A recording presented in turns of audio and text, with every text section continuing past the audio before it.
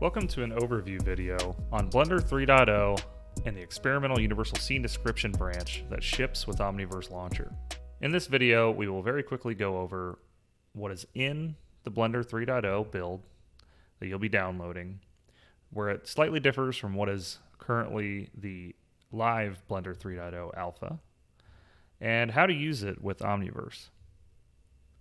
First thing to note is the difference between the current Blender 3.0 alpha that is available on Blender's website and the one that is available on the launcher is simply the addition of two add-ons: the Universal Material Mapper, which allows you to map MDLs on export and import, and also the Omniverse panel, which allows for some increased workflow productivity while working with Omniverse specifically. So let's walk through the UI real quick.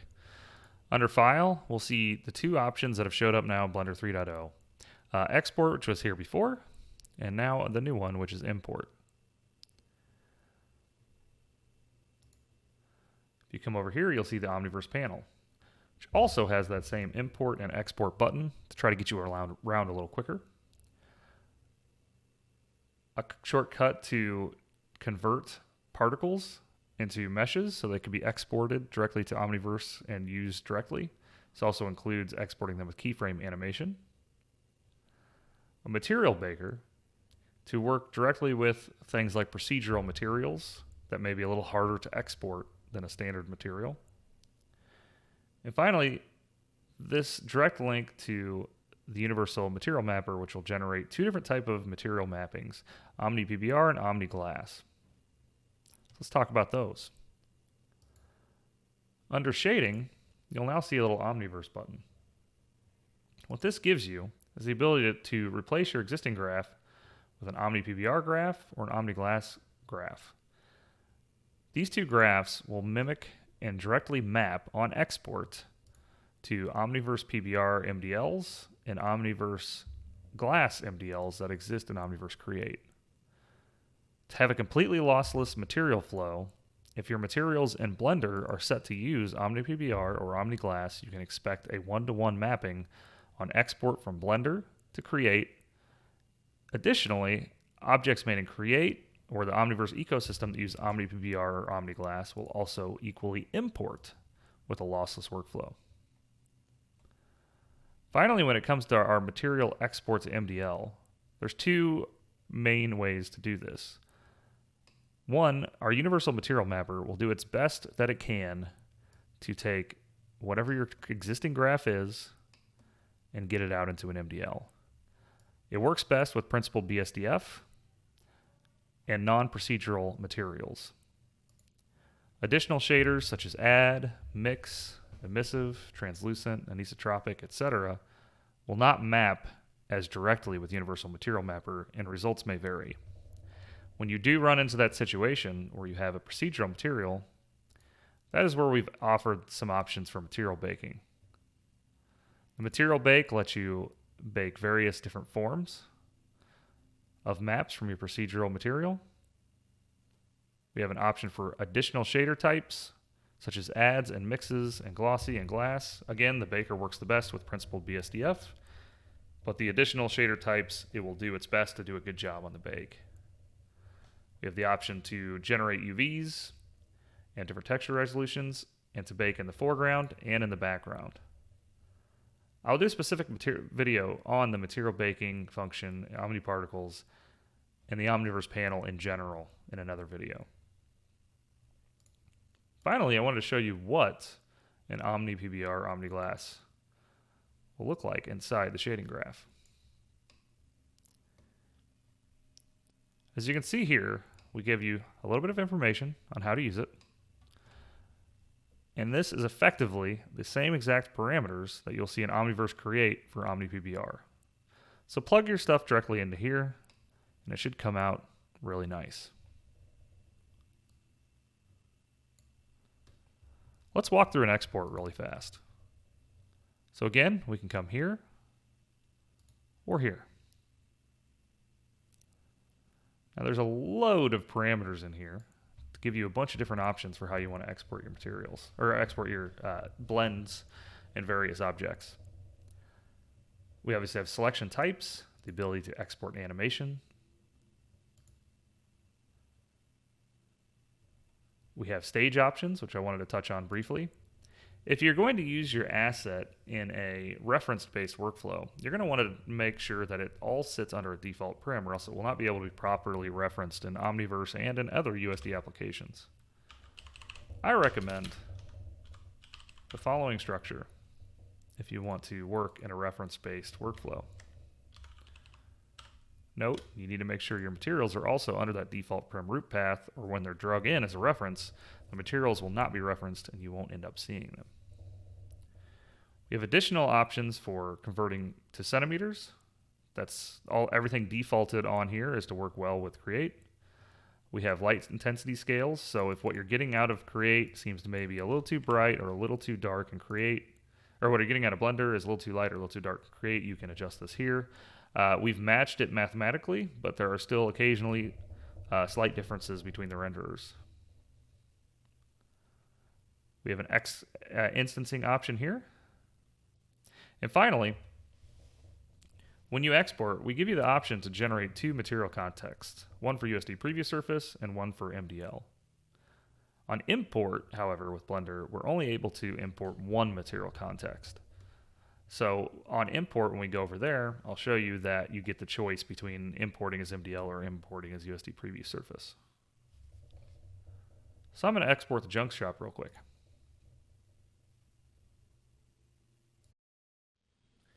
And here's the jump shop in Omniverse Create.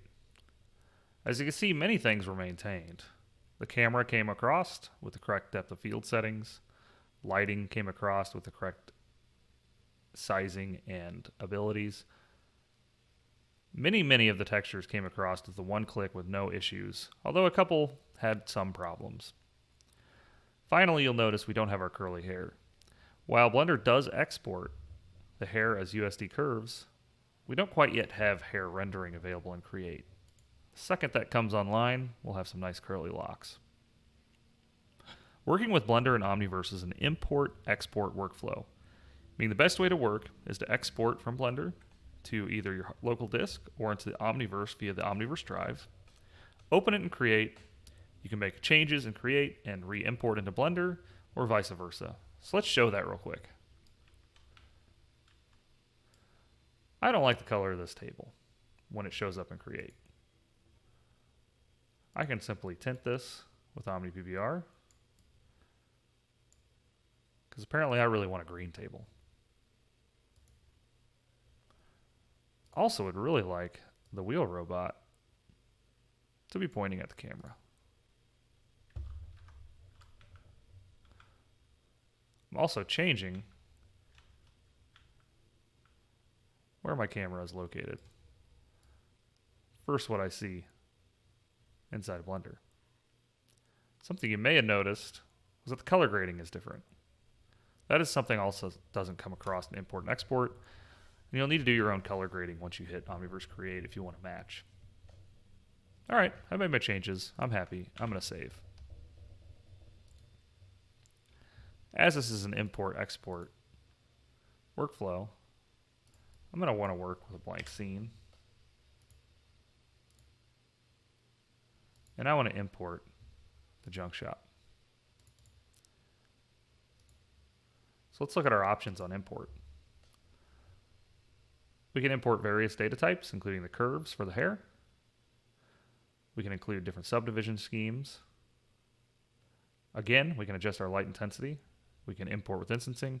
And as I said earlier in the film, here are our options for what shaders we get to import. In this case, we're going to import MDL. Let's hit the import button.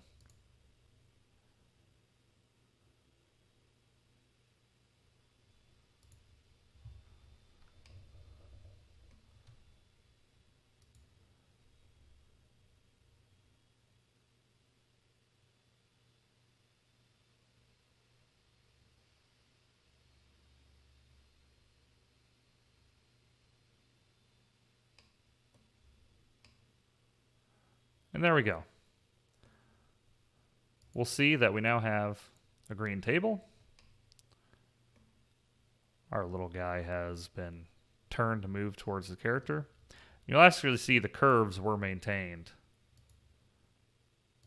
between the two imports and exports. However, the hair data was not.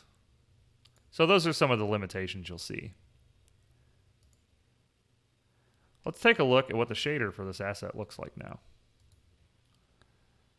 All the assets are now in OmniPBR or OmniGlass. At this point, since you've done an export and have re-imported this USD, you are now ready to start working in a purely lossless flow. As long as you maintain your materials in this Omniverse compliant material path, or as I said before, principled BSDF is well supported with direct plug and play into the principled BSDF shader. You should be able to work confidently back and forth between Omniverse and Blender. Finally, let's talk about some other options for what doesn't export and needs a little bit of help with the Omni panel.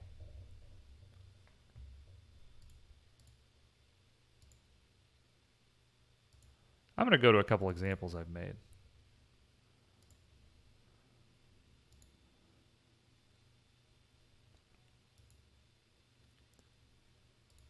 These are particle systems,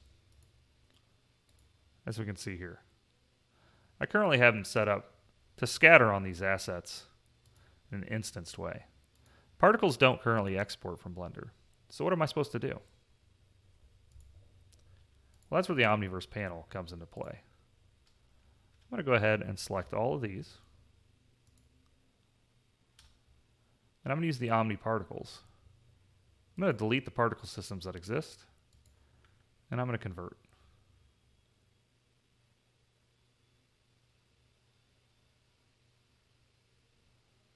Now you'll see, instead of having a particle system, I actually have instanced meshes.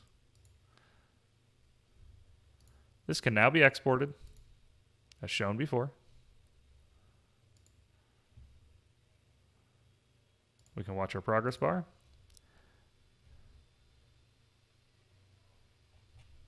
Let's go find that on my hard drive.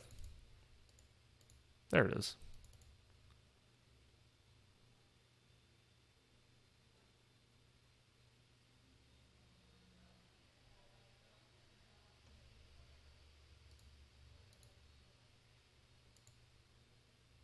Now all of those particle systems came across great into Omniverse Create.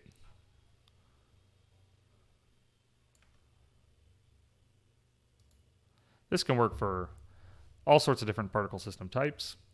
It's a quick and effective way if you want to get your look exactly across. Finally, we can do the same thing with particle systems that are animated. So here's another example I made.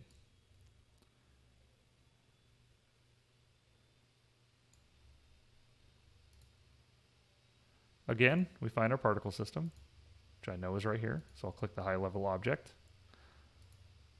But this time, I want to do some keyframe animation. So let's convert.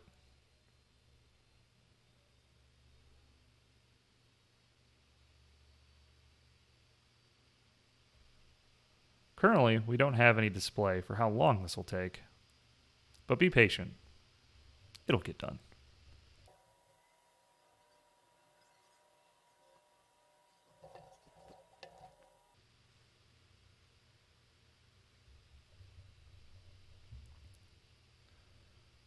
Now you can see I have 20 frames of effectively baked particle animation.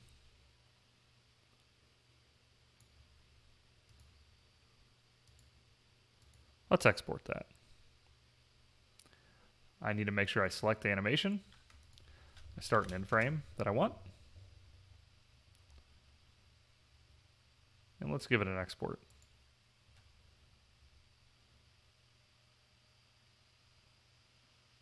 And now you can see the animation timeline playing during our export.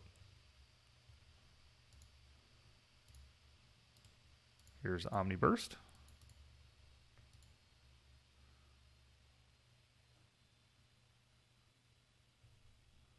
Let's select our camera. And now we have a very cool particle system playing inside of Omniverse Create. That mimics exactly what we see in Blender.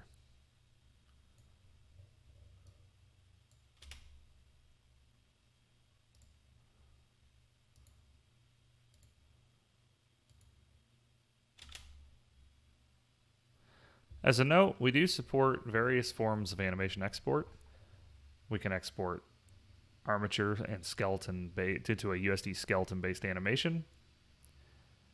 And we'll be continuing to work directly with the Blender Foundation to increase and improve the USD import-export process inside of Blender. Please follow me for the next tutorial video, which will be around the material baking workflow. And thanks for giving a try to Blender and USD. We're all very excited in the community to see how much we can expand the USD ecosystem. And Blender is a great step forward in that open sourced manner.